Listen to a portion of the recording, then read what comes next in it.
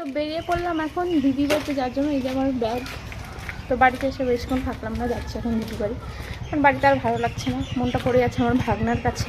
আমার ভাগনাকে কখন দেখবো, কখন যাব। আমাদের বাতাসির শহরগুলি এটা। আর এই যে আমি দিদি বাড়ি যাওয়ার পথে কিন্তু মায়ের মন্দিরটা পড়ে, যেখানে হবে মেলা। 15 তারিখে হবে পুজো, আর মেলা হচ্ছে 16-17 তারিখে। আমি কিন্তু মায়ের মন্দিরে পুজো দেওয়ার জন্য বিশেষ করে এসেছি। এখন দিদি বাড়ির সামনে হেঁটে হেঁটে এখন যাচ্ছি।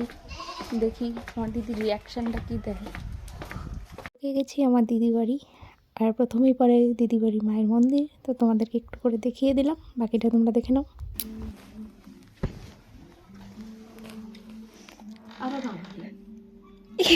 কি অবস্থা?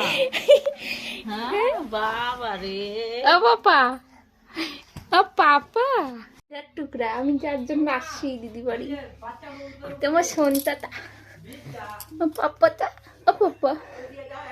খুব মন ভরে আদর করতেছি এখন আমার বাবাকে, মনটা তাও ভরে না। এই যে পাপা, হাই করে দাও তো, বলো হাই। হাই গাইস, এখন ঘুম থেকে উঠলো।